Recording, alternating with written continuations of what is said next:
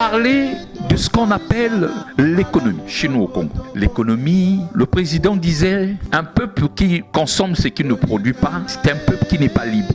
C'est ce que disait le président. Nous sommes dépendants d'une réalité que nous avons nous-mêmes focalisée. Ça veut dire, nous l'avons mis dans notre tête que nous devons rester. Ça veut dire, c'est le statu quo qui est en nous. Nous l'avons mis là et ce statu quo-là demeure jusqu'à ce jour. J'ai grandi en grandissant, je suis allé à l'école, on m'a fait comprendre de l'autosuffisance alimentaire. L'autosuffisance alimentaire d'ici 2000. Aujourd'hui, nous sommes en 2026. Tant mieux. Mais une chose, tant que nous n'allons pas sortir de la dépendance, déjà, comme je disais précédemment avec un monsieur que j'ai dit vraiment coup de chapeau, c'est des choses que je ne fais pas d'habitude, qui m'a fait du bien, il m'a écœuré, le ministre de l'Agriculture, Ngobo, vraiment, l'initiative est louable. L'initiative, waouh. L'initiative du riz, si demain matin nous pouvons avoir le même riz dans toutes les boutiques, nous pourrons dire coup de chapeau. Hier, quand je grandissais, il y avait ce qu'on appelait le foufou machumba. Mais nous avons le tubercule dans tous les villages. Monsieur le ministre, si vous êtes réélu, coup de chapeau, poursuivez votre travail en accélérant la marche, bien sûr. Notre économie, nous avons ceci. Importateur, nous avons importateur au Congo. C'est qui est criard. Nous sommes au 21e siècle. J'ai grandi, les gens m'ont fait comprendre. Ma réalité, l'entourage. La réalité m'a fait comprendre que le Congolais était paresseux. Aujourd'hui, je vous dis faux. Et le président le sait, puisque avec tout ce qu'il est en train de mettre, les zones économiques protégées, le résultat est là. Récemment, nous étions à la foire agricole. Coup de chapeau. Mais si on nous dit que le Congolais est paresseux, je ne crois pas en cela. Je crois pas, c'est des histoires. Alors, importateur.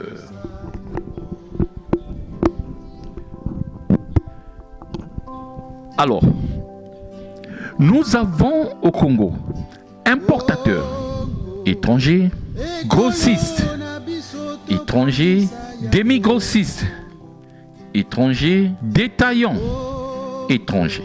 Le Congo fait partie des rares nations au monde, là où toute une économie, je dis bien toute une économie, se trouve entre les mains des étrangers. Cela, je parie même ma tête, que quelqu'un vienne me dire l'inverse de ce que je dis. Je dis bien, toute une économie est entre les mains des étrangers. Cela ne veut pas dire une xénophobie. Je ne suis pas contre eux.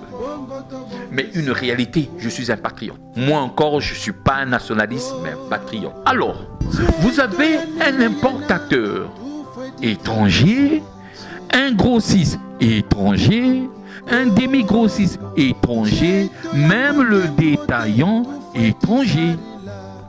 C'est suicidaire. Récemment, j'ai eu une note par le net, une note du monsieur le ministre du Commerce. Je crois, la note a été signée en 2024, je crois mars 19 comme ça, 2017, 2024, qui demandait à l'État, c'est le ministère qui demandait à ses comment on appelle, à ses DD de mettre en place, ça veut dire la note elle est là, mais le ministère demandait à ce que les étrangers puissent se conformer, voilà, la conformité concernant le commerce de détail, là où on a parlé la vente de pain, on a parlé des boulangeries, on a parlé la vente à l'étalage, un peu comme ça. Mais soyons sûrs. Imaginez-vous, mes chers compatriotes, comme je le disais tout à l'heure, je ne suis pas contre, je ne fais pas de la xénophobie. Ce n'est pas une xénophobie, mais je suis réaliste. D'ici jusqu'ici, les étrangers. Imaginez-vous un instant que ces gens-là entraient en grève. Que deviendra le pays? Je dis bien en grève. Les catégories importateurs entrent en grève, les grossistes entrent en grève, démi-grossistes entrent en grève, les détaillants entrent en grève. Que deviendra la nation? Voilà des genres de problèmes. Nous voulons accélérer la marche. L'autosuffisance doit nous appartenir. Ça ne doit pas être dépendant d'eux. Non. Voilà aussi ça. Ça ne doit pas dépendre de quelqu'un. Ça doit dépendre de la nation, d'un fils du pays. Ça aussi, les gens me diront, je vais vous dire, c'est pas la xénophobie. Non, non, non, non, non, non, non, non, non. Ça doit appartenir au moins importateur. Je peux comprendre. Ici, nous pouvons comprendre. Mais quand on arrive grossiste, demi-grossiste, le pire encore, détaillant, c'est grave. Mais en 2021, lors du coronavirus, lors de la coronavirus, j'ai suivi avec attention les femmes qui faisaient une nouvelle forme de commerce, par résilience. Non, coup de chapeau à ces femmes. Je voudrais quand même, du haut de cette tribune, dire coup de chapeau à toutes les mamans qui sortent le matin, à toutes les mamans vers 5h, 6h, que nous écoutons Makwala Melouté, pain chaud, Mbissi, avocat. Coup de chapeau à vous.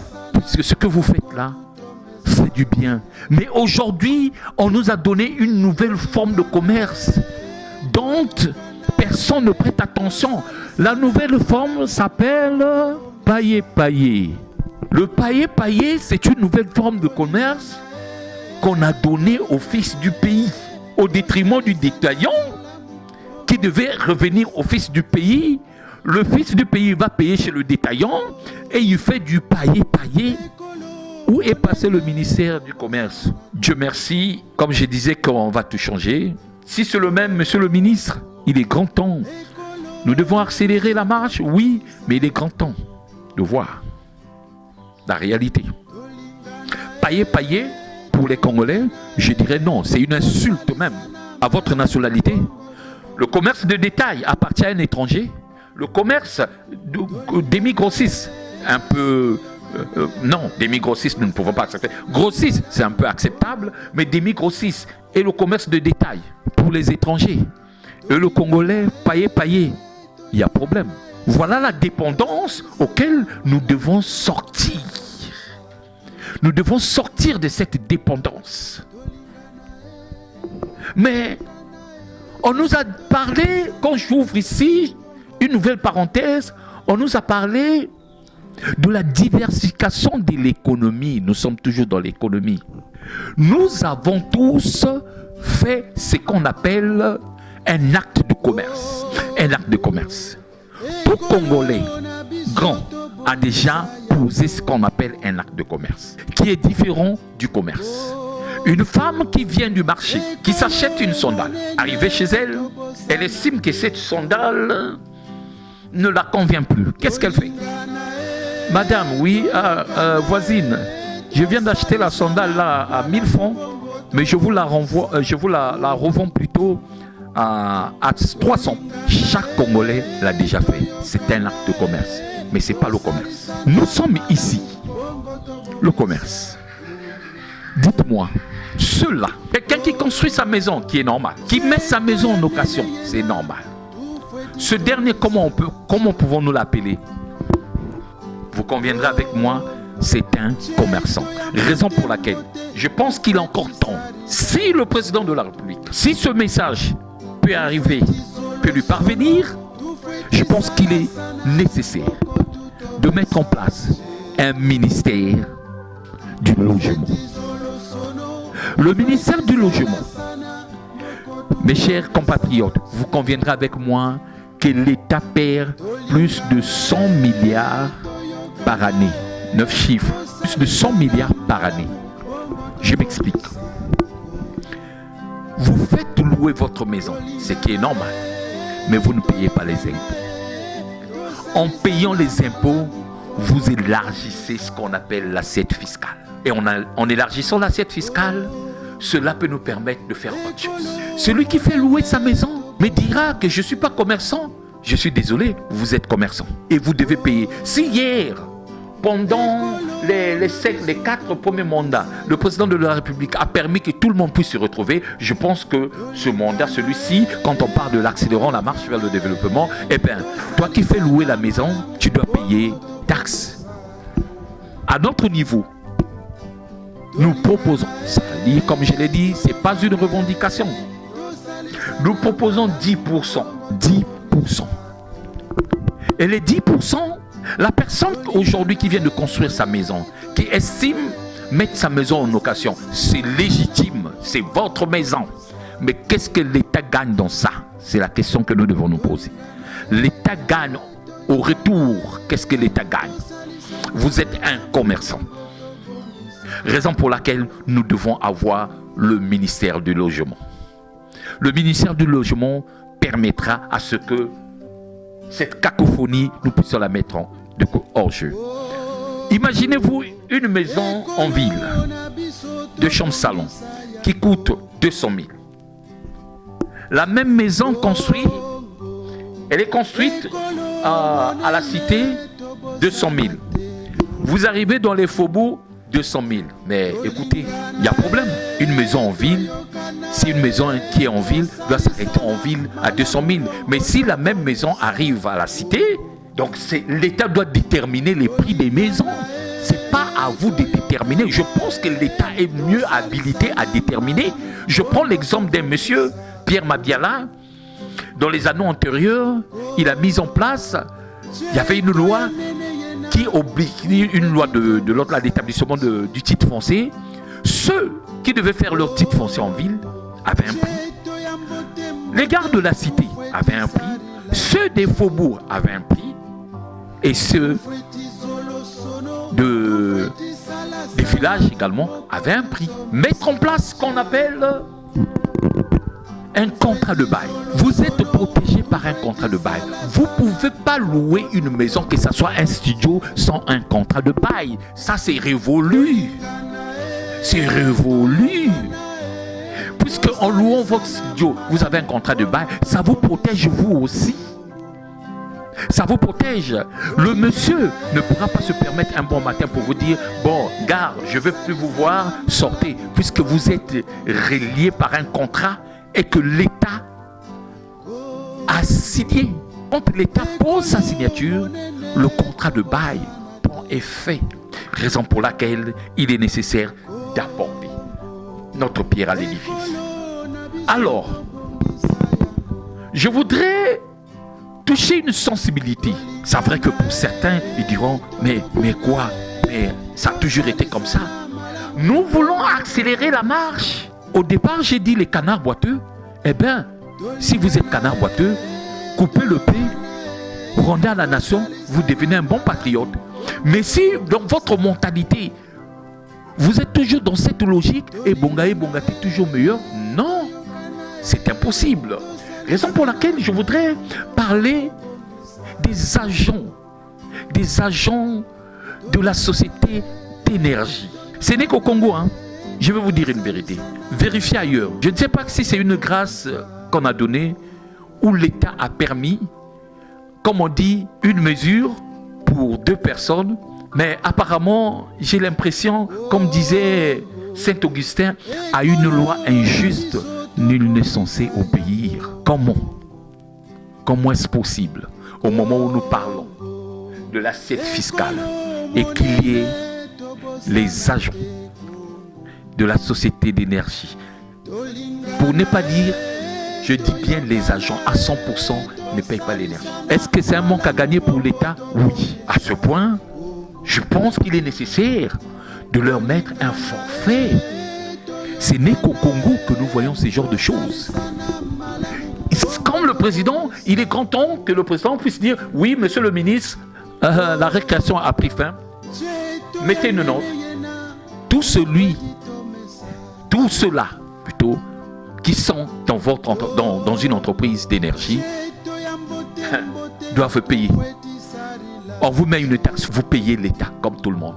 Mais si vous ne payez pas, ceux de la SNE ne payent pas, ceux de la SE2 ne payent pas, mais vous avez le courage de venir déposer les quittances. Vous avez le courage de couper même quand une personne doit 5 000, vous le coupez. Comment, dites-moi, si une personne qui ne met pas au monde, une personne qui n'a jamais, une femme qui n'a jamais été à la maternité, peut avoir pitié d'un enfant, posez la question à ceux-là qui viennent vous couper le courant.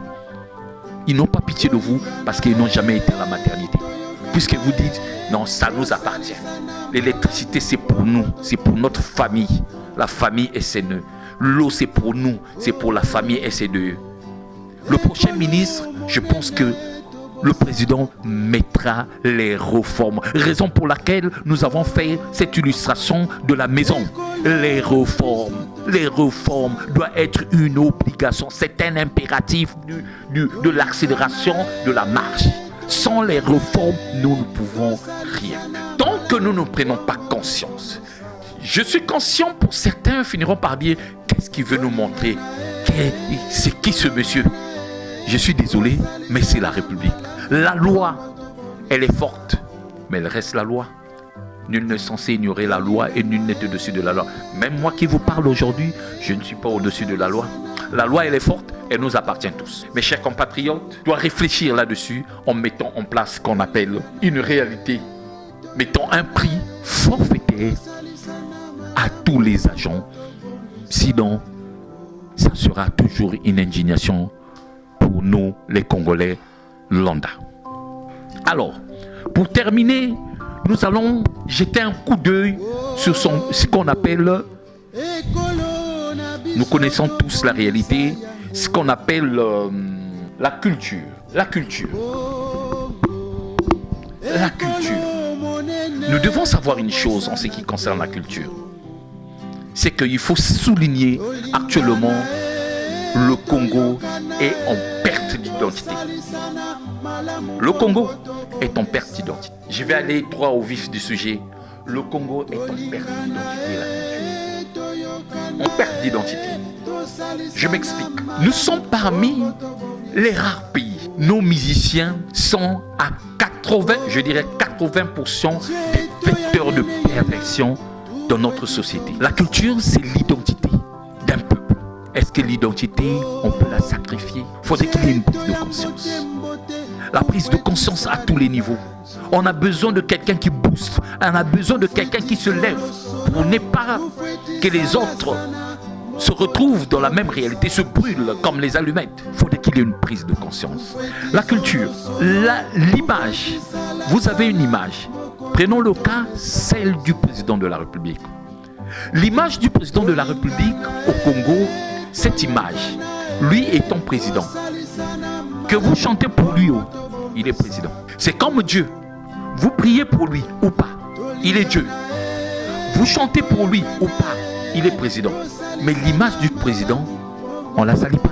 Ce n'est qu'au Congo, la famille présidentielle, je suis d'accord, ils font partie de la société comme nous. Mais l'image du président de la République, que j'écoute, où sont passés les ministres? Où sont passées ces commissions de censure qui pouvaient censurer hier? Mes chers compatriotes, je vais vous dire une vérité. Aujourd'hui, après 30 ans d'expérience de vie, il y a des choses dans ma jeunesse je n'ai jamais écoutées. Parce que je n'étais pas à l'endroit précis.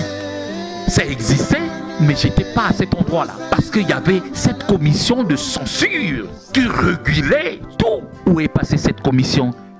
J'ai eu un débat avec un monsieur qui me dit non, c'est la mondialisation. Non. Mes chers compatriotes, pour ceux-là qui voyagent, faites un tour à Dubaï ou encore en Arabie Saoudite. Sortez de chez vous avec une bouteille de bière. Faites seulement 100 mètres. Dans les 100 mètres, si vous êtes encore debout, la Moutawa, la police religieuse là, va s'occuper de vous. Vous serez bien fouettés.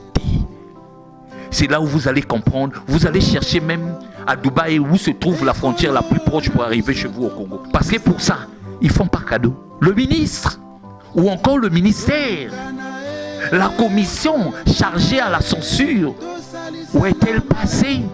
J'ai écouté plutôt une chanson qui m'a fait graisser les dents. Écoutez, le président de la République, est-ce qu'il a besoin d'être dédicacé dans une chanson? C'est dit qu'au Congo, je vous dis la vérité. Tout à l'heure, je vous ai dit, tout ce qui est de la famille présidentielle, c'est normal. Les ministres, non. Toi, tu es un homme d'État. Non, un homme d'État, c'est une figure qu'on protège. C'est pas un homme vulgaire.